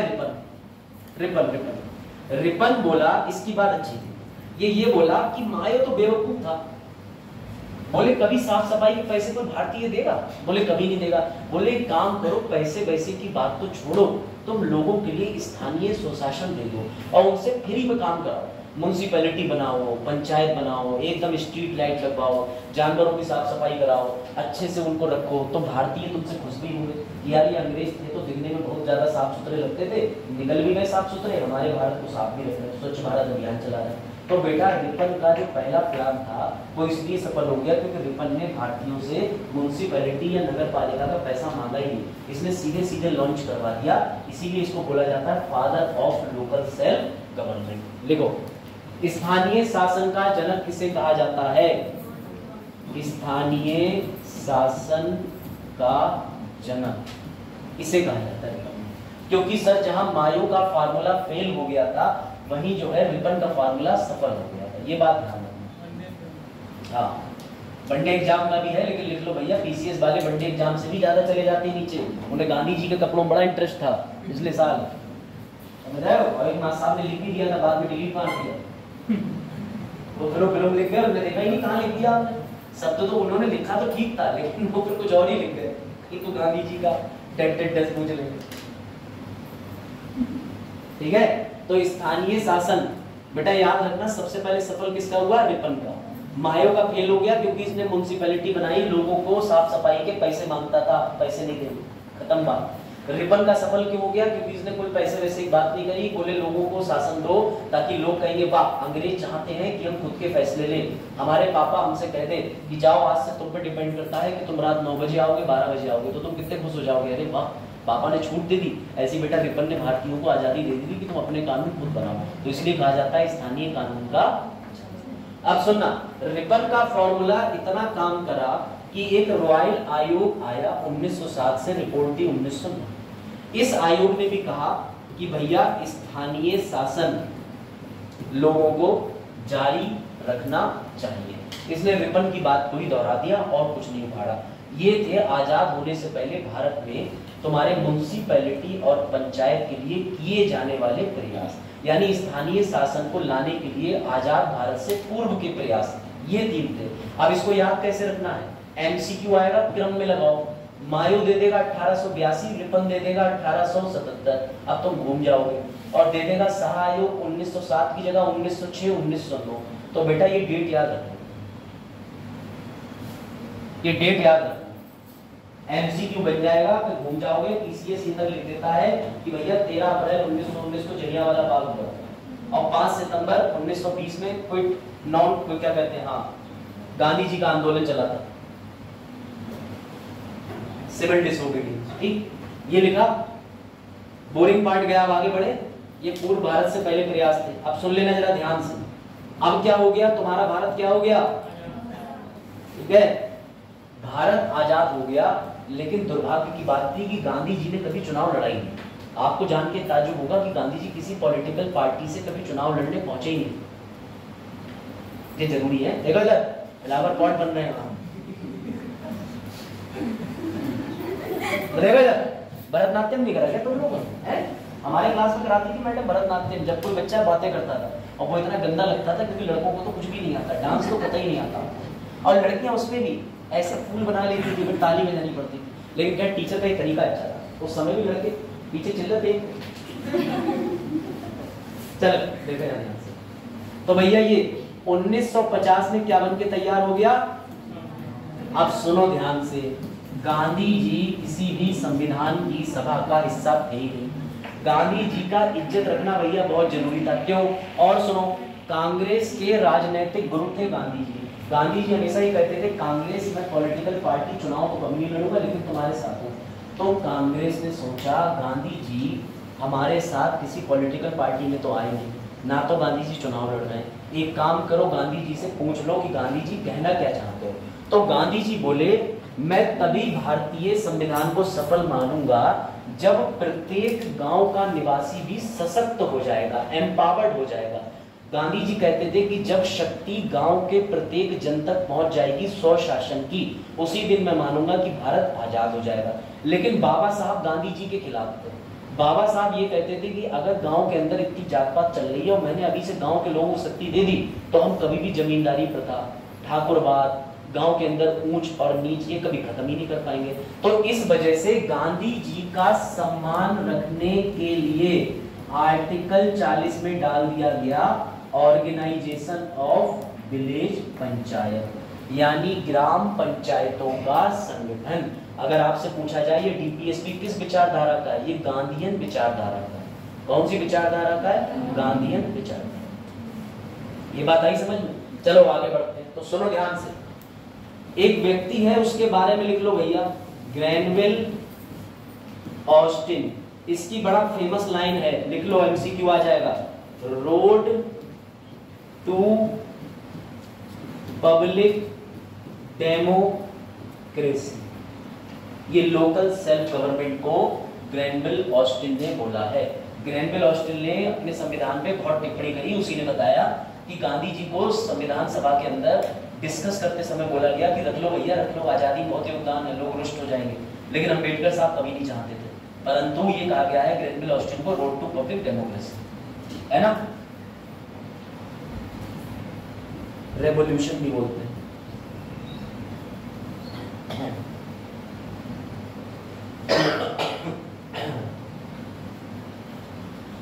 अब एक डायग्राम बनेगा जिसमें समिति होगी, वो ध्यान से देख लेना और आज के लेक्चर का मुख्य काम पूरा हो जाएगा। मतलब मैंने आपको थ्योरी पढ़ा दी है, इसमें थ्योरी का भाग ज्यादा है क्योंकि यूपीएससी और मैंने जो थ्योरी बताई है वो वैसे 3 लेक्चर की होती है, लेकिन प्रयास करा है कि तुम्हारे दिमाग में एक ही बार में खूब से डाल दूं। और जो बच्चे आज नहीं आए, अब कल वो बन जाएंगे तारे जमीन पर। नहीं फिर मैं कहूँगा कुछ नहीं चले जाओ, फिर कहेंगे 8 दिन से तो आ जाए, चल मान अच्छा करा। ठीक है, तो ये ध्यान रखना बेटा, क्लास आना तुम्हारी जिम्मेदारी है। 1.5 लाख रुपए की एफडी करा लो और सोचो सबको दे दी, है ना। मैं बन के दिखाऊं तुम्हें करना, चलो हटा दूं, लिख लिया, चलो अब सुनना जरा ध्यान से। आजाद भारत के बाद में नेहरू जी बोले कि मैं गांधी जी के लिए कुछ तो करूंगा, लोगों को शासन बांटूंगा। इसके लिए ध्यान से लिखना, पीछे दोनों बच्चे लिखो, 2 अक्टूबर 1952 को स्थानीय स्वशासन बांटने का प्रयास किया गया, स्थानीय स्वशासन देने का प्रयास किया गया। सर उसे क्या कहते हैं? उसे कहते हैं सामुदायिक, वेरी गुड, सामुदायिक विकास, वेरी गुड। इसे कहते हैं कम्युनिटी डेवलपमेंट। लिखो, आपने पढ़ा होगा बेटा, ये सीडीपी है, वो वाली नहीं, बाल विकास शिक्षण नहीं, सीडीपी चाइल्ड डेवलपमेंट पेडागोजी नहीं, यहाँ लिखा कम्युनिटी डेवलपमेंट प्रोग्राम, सामुदायिक विकास कार्यक्रम। यहाँ पर नेहरू सरकार ने एक ये सामुदायिक विकास कार्यक्रम बनाया। क्या मैंने संवैधानिक संशोधन बोला? क्या मैंने नियम बोला? बस एक कार्यक्रम बनाया, जैसे टीवी पर एक कार्यक्रम बना दे, स्वास्थ्य कार्यक्रम, आओ और बीमारियों के बारे में जानकारी पाओ। ऐसे ही नेहरू जी ने लॉन्च करा 2 अक्टूबर 1952 को स्थानीय स्वशासन देने के प्रयास में सामुदायिक विकास कार्यक्रम। मतलब आजाद भारत से पहले मायो, रिपन और शाह आयोग, आजाद भारत के बाद पहला प्रोग्राम सीडीपी, समझ आया? सीडीपी। सर ये क्या था? ये तो भैया ये तो हम देख ही लेंगे, आओ। ठीक है, अब तुम्हारे पास ये डायग्राम मैंने स्लाइड में डाल दिया, अभी स्लाइड डाल दूंगा, अब ये समझ जाओगे। केंद्र की सरकार, राज्य का विधानमंडल, लोकल सरकारों में पंचायत और नगरपालिका। पंचायत कौन सी आती? यही विलेज और ये सब छोड़ो, पहले आते मेन चीज पे, वरना भटक जाओगे। और ये भी डाल दिया मैंने कि मद्रास, बंबई, बंगाल का केंद्रीकरण शुरू हुआ, कैसे कैसे क्या क्या हुआ, तो टेंशन मत लेना। ठीक है, किसान की समस्याएं भी लिख दी कि भैया G20 P5 बस पानी दे दो। अब पानी उसे कौन देगा? तो गांव के अंदर मोदी जी तो पानी देने पहुंचेंगे नहीं, तो उसे क्या चाहिए? ऐसा व्यक्ति जो उसी गांव का हो, जिसका दरवाजा खटखटाए, पानी नहीं आ रहा, चालू कर टंकी। हाँ समझ गए? तो प्रजा, ये है मासूम प्रजा, बहुत ज्यादा ही मासूम है। ठीक है, चलो इस पे आ जाओ ध्यान से। स्थानीय मुद्दे, गांधी जी के बारे में लिख दिया, डीपीएसपी लिख दिया, सब हम कवर कर चुके हैं। अब मैं आपको मिलवा देता हूँ सीधे सीधे कम्युनिटी विकास प्रोग्राम से। डीपीएसपी का हो गया, सोते रहो, 4 दिन गायब हो जाओ। चलो भैया, ठीक है, डॉक्टर बाबा साहब की जो किताब है देख लेना, मैंने लिख दिया।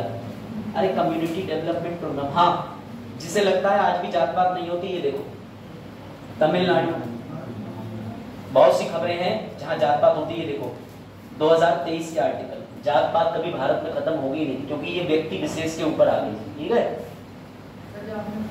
हाँ ये बताया था ना पिछली बार।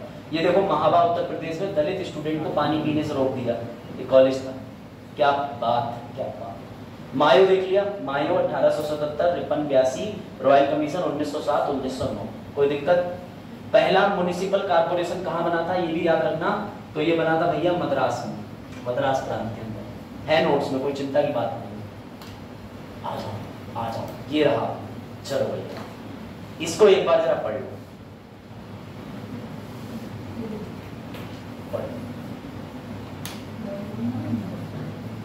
अरे चले जाओ, चलो पढ़ लो। भारत में सामुदायिक विकास कार्यक्रम की शुरुआत 1952 में क्यों की गई थी, सब पढ़े बेटा। इसके मैंने कारण लिखे हैं, और कारण क्यों लिखे हैं तो अभी ध्यान से देखना, तुरंत ही इसका तुरंत एमसीक्यू डालना हूं। एक एक वर्ड पढ़ लो एक बार में, तुरंत एमसीक्यू आ रहा, फिर मत कहना एमसीक्यू नहीं बताया।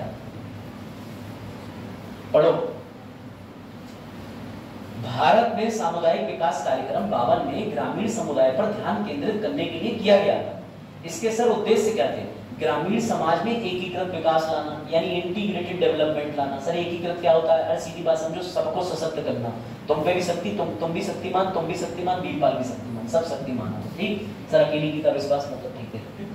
ग्रामीण समाज में एकीकृत विकास लाना, लोगों के जीवन के सभी पहलुओं को कवर करना, रोटी, कपड़ा, मकान, शिक्षा, सीधी बात सही। लास्ट में ग्रामीणों के जीवन में कैसा परिवर्तन लाना? आर्थिक और सामाजिक। सामुदायिक विकास कार्यक्रम ऐसी रणनीतियां हैं जिनका उपयोग समुदाय मतलब आप और हम, कम्युनिटी के जीवन की गुणवत्ता को बेहतर बनाने के लिए किया गया। सीडीपी का लक्ष्य आर्थिक उत्थान, सामाजिक सामंजस्य और सतत विकास, सस्टेनेबल डेवलपमेंट एसडीजी को बढ़ावा देना। सीडीपी मानव अधिकार, सशक्तिकरण, समावेश, सामाजिक न्याय की यानी कि सक्रिय भागीदारी। अगर एक बार में बोलूं तो सबसे नीचे गांव के लोगों को एक्टिव कर देना कि तुम भी आ जाओ और अपनी भागीदारी में भूमिका निभाओ। तो सर आप ये क्यों पढ़ा रहे हैं? क्योंकि बेटा ये रहा प्रश्न यूपीपीसीएस का, सॉल्व करो। तभी तो कह रहा था ध्यान से देखना, ध्यान से। मक्खी देख रहे थे तो पीछे वाली। हाँ, सामुदायिक विकास कार्यक्रम से आपका समझना है। अगर तुमने वर्ड पढ़ा होगा जो मैंने अलग से काले पेन से लिखा है स्लाइड के अंदर, तो तुम तुरंत आंसर कर दोगे। हाँ, कौन बोला डी? सही है, आप भी बोली डी, आवाज तो नहीं है। अच्छा आप भी नहीं बोले। हाँ दोस्तों, क्या लग रहा है? अटेम्प्ट करो, भले ही गलत करो, भले कह दो ई। हम इतने अंधे तो नहीं है, कोई बात नहीं। हाँ नए बच्चे मौका दो, मतलब मौका लो। हाँ भाई, अरे इसका सीधे उत्तर है सर, भांग खा के आए हो क्या? क्या लिखा है उधर? देखो क्या लिखा है, क्या आएगा इसका उत्तर? खत्म। सामुदायिक विकास कार्यक्रम गांव की भागीदारी नहीं, पूरे समुदाय के लिए बेहतर जीवन। केवल ये नहीं था, स्थानीय सरकार की सहायता, केवल ये नहीं था, सक्रिय भागीदारी, समुदाय की पहल, पूरे समुदाय के बेहतर जीवन को बढ़ावा देने के लिए बनाया गया एक आंदोलन। अब आई बात समझ, अब आई बात समझ। इसलिए बता रहा हूँ, ये फिर से एमसीक्यू रिपीट कर देगा या वनडे एग्जाम में या पीसीएस में, और तुम वहां स्वेटर लेके जाना और दो ऐसे कांटे, क्योंकि उत्तर नहीं बना तो कुछ तो करोगे। तो देखो बढ़े आगे, ये हो गया। अब सुनो ध्यान से, पॉइंट नंबर 2, चार्ट बनाता चल रहा हूं, तुम भी बनाना। मैंने आपको ये बताया 1950 में नेहरू जी ने सोचा, और इस सोच को सार्थक करने के लिए क्या बनाया? सीडीपी। कब बनाई? कोई दिक्कत? कोई दिक्कत? इसी चीज का चरण ध्यान देना बेटा, कई बार पूछा जाता है। इसी चीज का विस्तार करने के लिए लेके आए नेशनल एक्सटेंशन सर्विसेज। अब ये क्या है सर?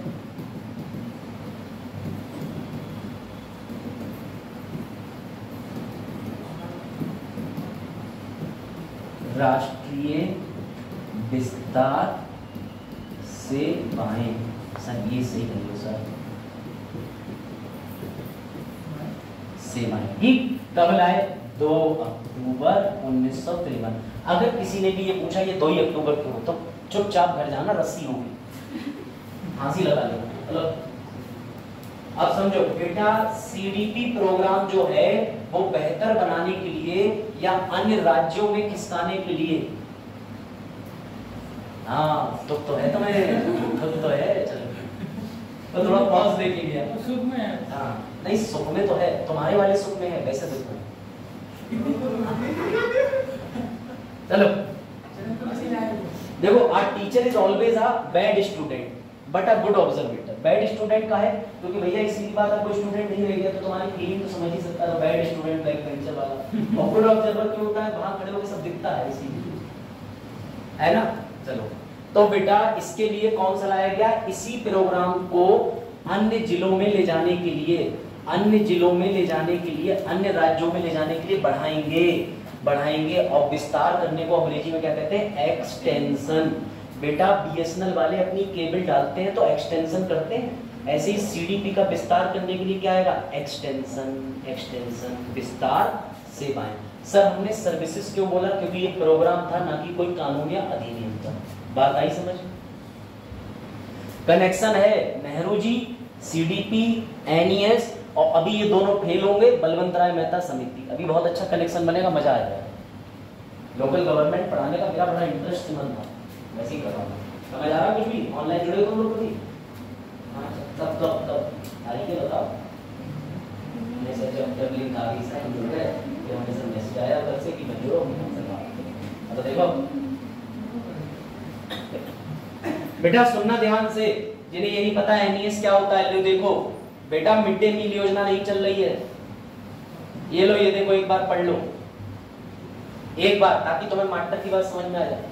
पढ़ो, पीछे वाले बच्चे भी देखो। राष्ट्रीय विस्तार सेवा सर्विस एनईएस, समझ गए। नेशनल एम्प्लॉयमेंट स्कीम नहीं, एनईएस अलग है।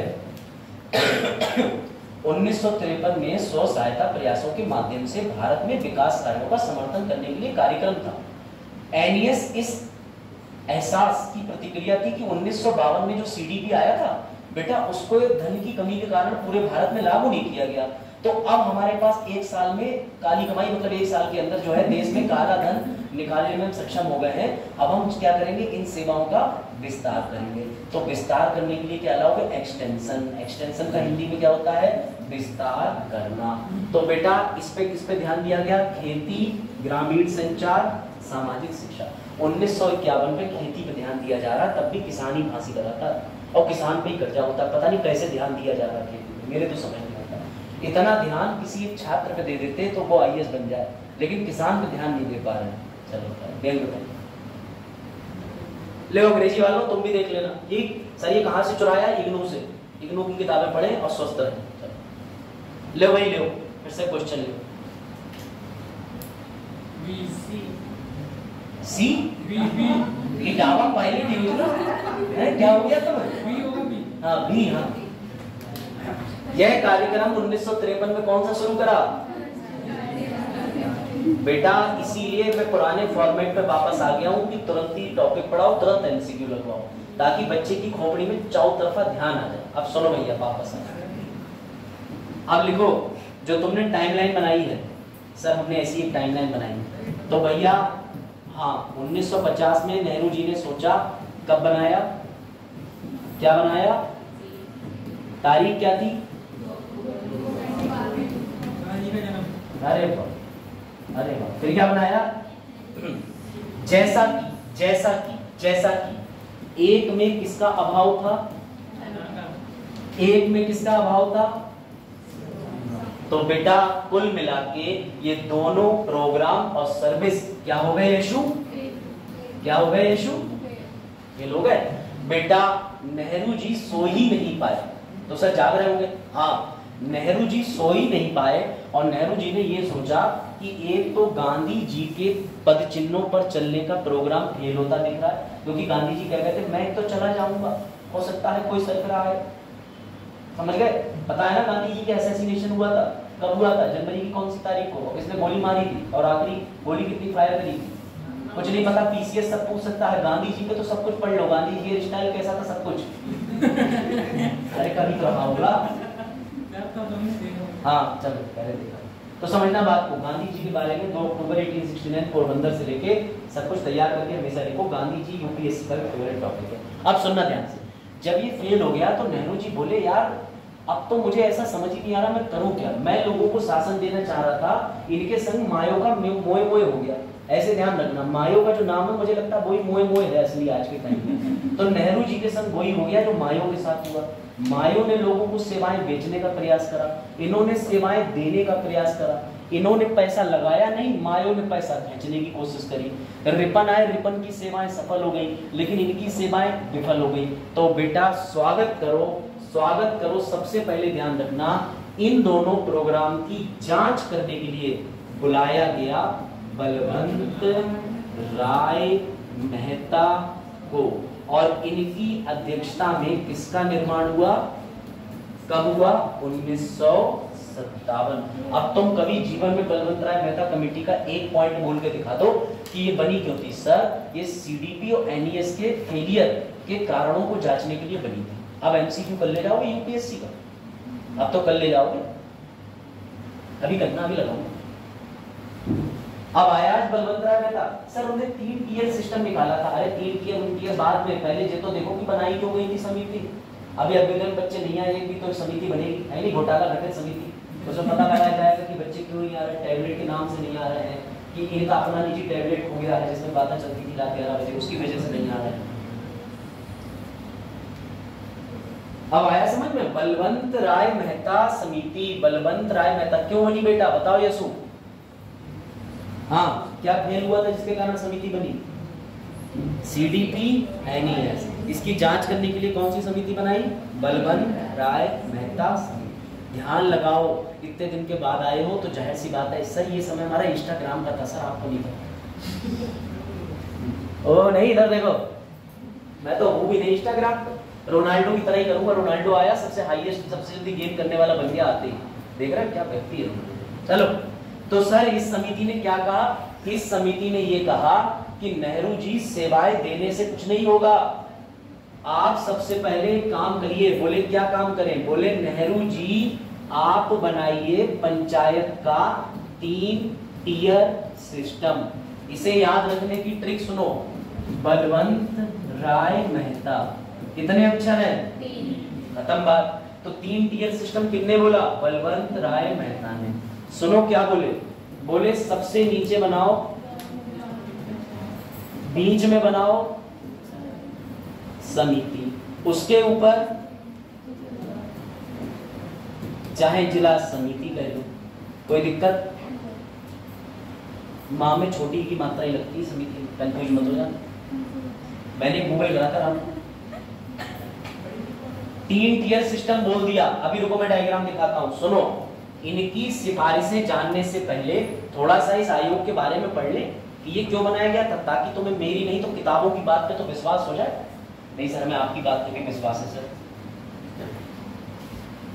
सामुदायिक विकास कार्यक्रम और राष्ट्रीय विस्तार सेवा का मूल्यांकन करने के लिए 1957 में बलवंत राय मेहता, बेटा सनी देओल के बलवंत राय में मत चले जाना, वो डायलॉग अलग है, ठीक है, की स्थापना की गई। समिति को इन कार्यक्रम के कामकाज में सुधार के तरीकों की सिफारिश करने का भी काम सौंपा गया था। बताओ इसमें कोई डाउट है, वो डाउट है, हर समय पैसेंजर गाड़ी का चपर चपर चपर चपर करके निकल जाए, तो देखो है नहीं।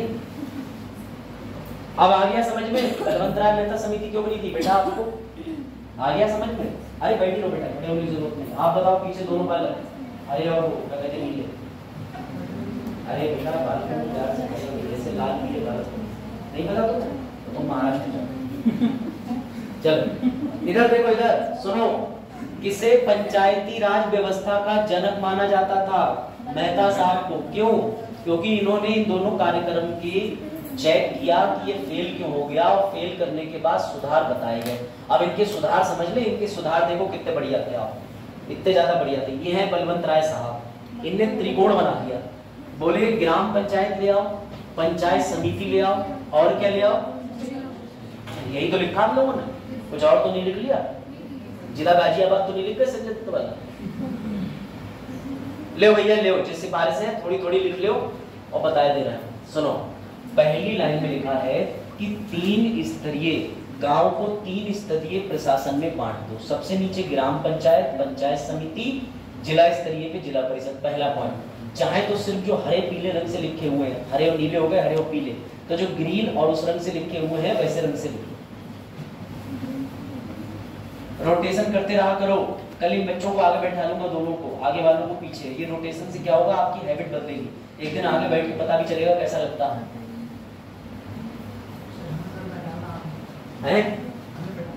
तो मैं बैठालना आगे, तो मैं तो कोई और बैठाता कहीं तो बच्चे कहते तुम लोग देखो इधर।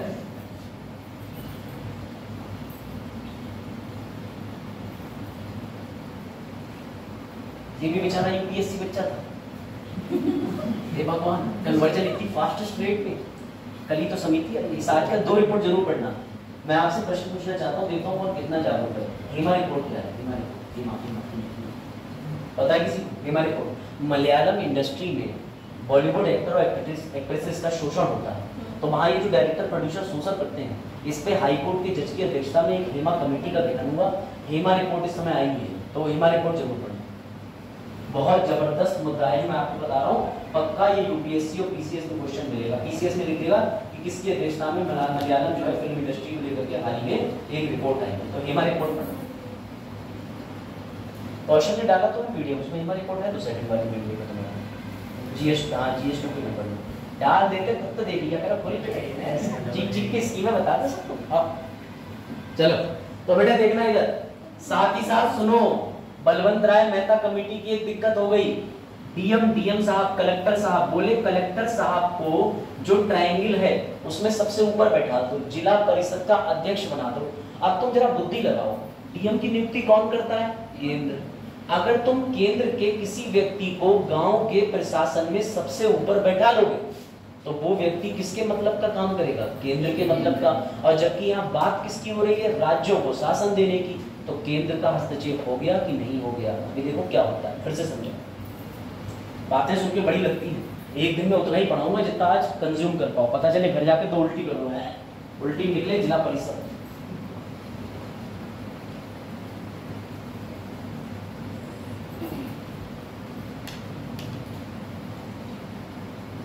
लिखा 3 बिंदु तो लिख लेना, 3 बिंदु, एक ये वाला बिंदु, एक ये वाला, एक ये वाला, कि जिला परिषद का अध्यक्ष, जिला कलेक्टर, इसके आगे डीएम लिख लेना, ये डीएम ही होता है, डीएम।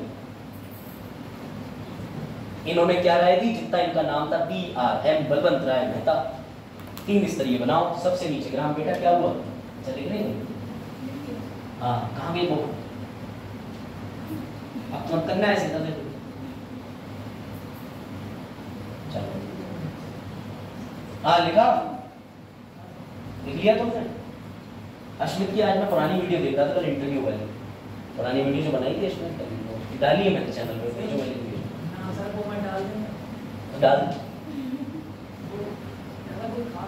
अच्छा ज्यादा कुछ खास, और तो तुम शाहरुख खान 7600 करोड़ रुपए लेके गुरु लिस्ट में टॉप करने वाले हो, हैं? देखो इधर हो गया। ये 3 बिंदु लिखनी हो तो बता देना बच्चों को, स्लाइड मिल जाएगी, चिंता भी मत करना, हल लिख लो, नोट भी कर लो। क्लास के नोट तो अनिवार्य है बनाना। ऐसा बोला गया, फिर बोला गया पीडीएफ भी दे दीजिए, फिर बोला गया नोट और पीडीएफ दोनों दे दीजिए। अब मुझे ये महसूस हो रहा है कि तुम मेरे घर आ जाया करो, बाहर बैठा करो, मैं पढ़ रहा हूँ, डिक्टेट करता हूँ, लिखूंगा। पढ़ाई ना हो, मजाक बना रखा है, इसका जो मन कर रहा है जैसे परिवर्तन करके चला जा रहा है। एक बड़ा अच्छी बात कही थी, दृष्टि का इंटरव्यू में देख रहा था, उसमें एक लड़की से ये पूछा कि आपने हॉबी में लिखा है शिक्षण, बोली कि बताइए आपकी टीचिंग से शुरुआत कैसे हुई? बोली मैं घर पे रहती थी, छोटे भाइयों और बच्चों को और बहनों को पढ़ाने लगी, तो मुझे जो है वो शिक्षण करने में इंटरेस्ट आ गया।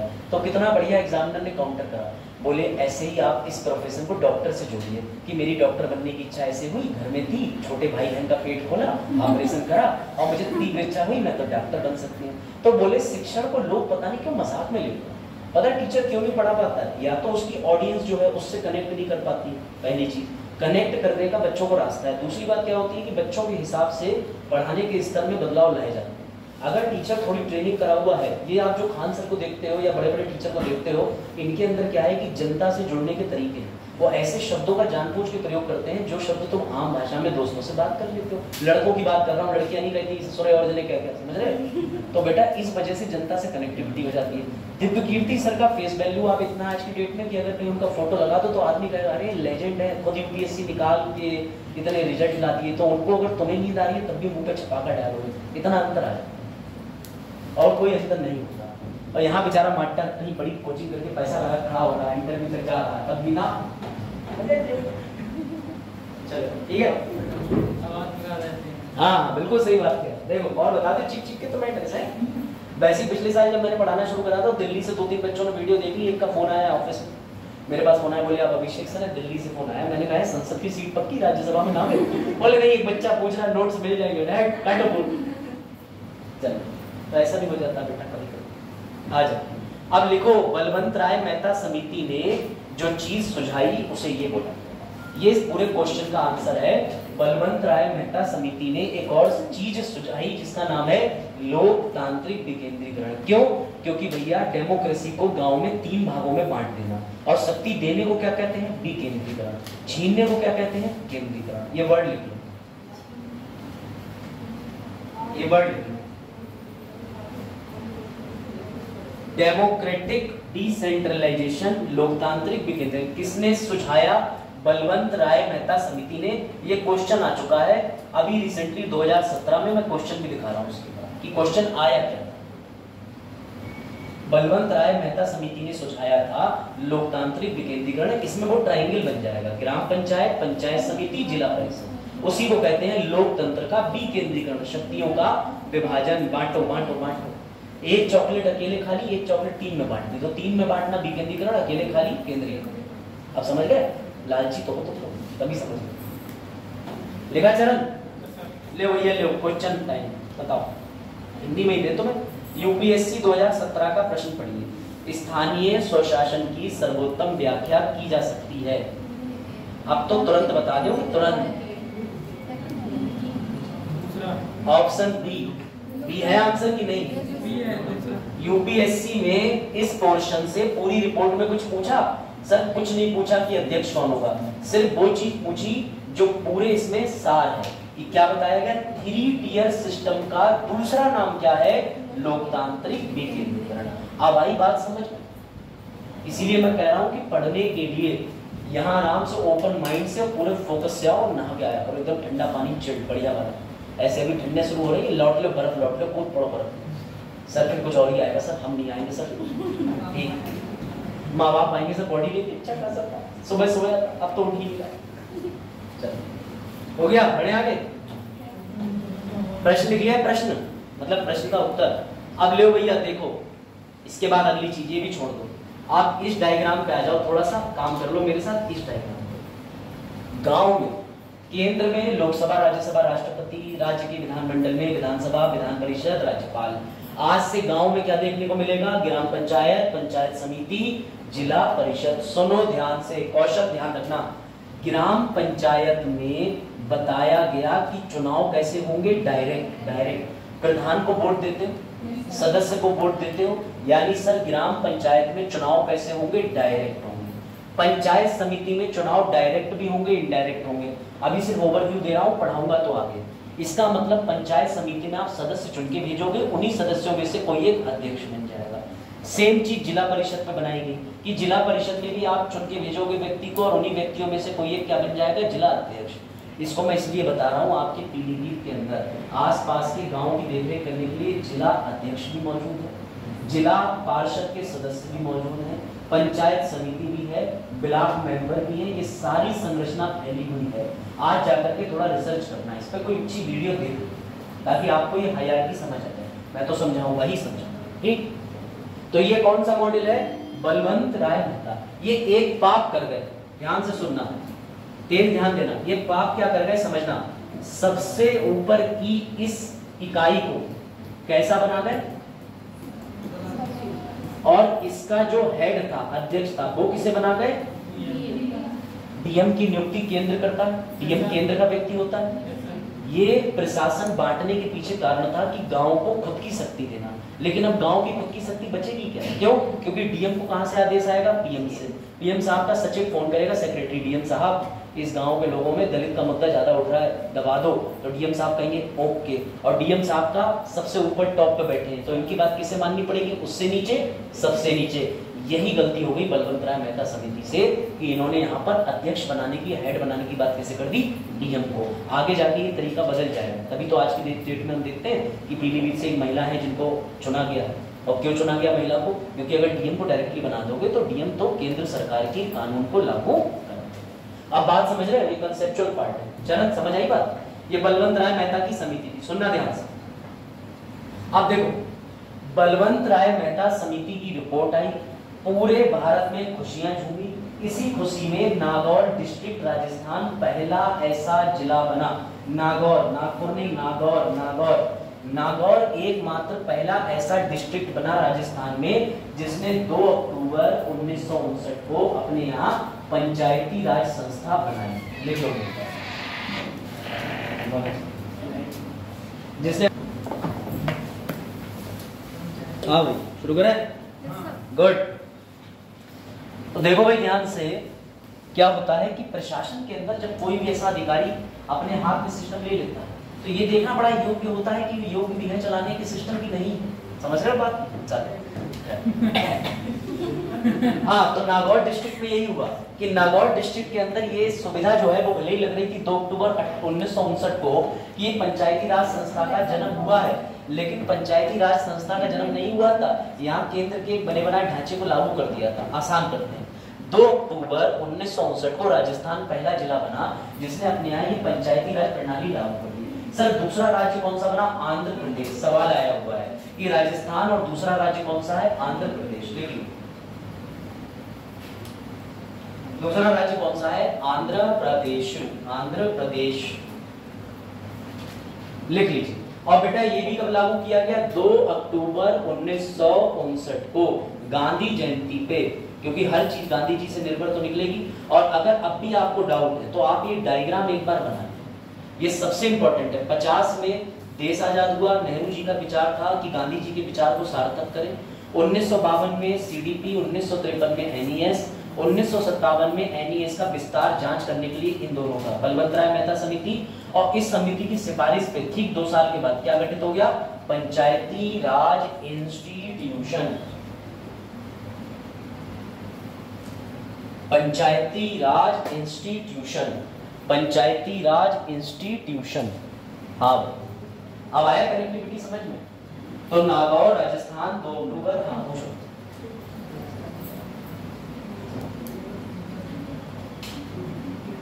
हाँ समझो,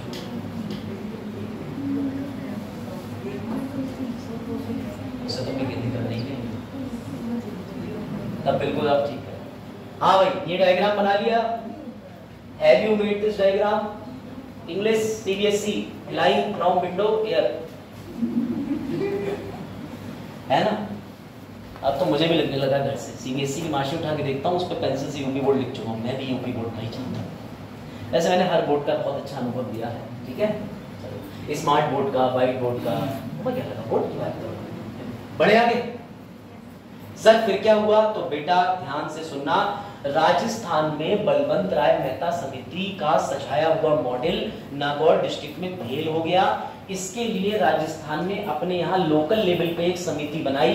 नाम लिखो, इस समिति का नाम था सादिक अली समिति। राजस्थान में नागौर जिले में पंचायती राज संस्था 2 अक्टूबर 1859 को बनाई गई थी। वो विफल हो गई।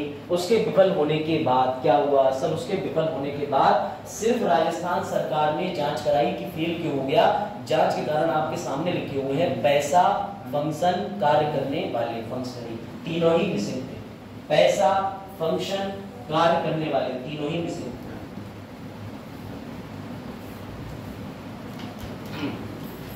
पैसा, फंक्शन और कार्य करने वाले। तो बेटा triple F, fund, function, functionary, याद रखना। सादिक अली कमेटी किसने बनवाई? राजस्थान सरकार ने। क्यों बनवाई? क्योंकि उनके यहाँ पंचायती राज संस्था लागू हुई थी 2 अक्टूबर 1959 को, जो कि फेल हो गया। फेल होने के कारण जांचने के लिए क्या बनाते हैं? समिति। बलवंत राय समिति भी कारण जानने के लिए बनी थी। तो बेटा इस समिति ने बनाया, ना तो पैसा है, ना तो कार्य करने की इच्छा है, और ना तो कार्य करने वाले हैं, क्योंकि तुम डीएम को बैठा ले पड़े हो खोपड़ी को।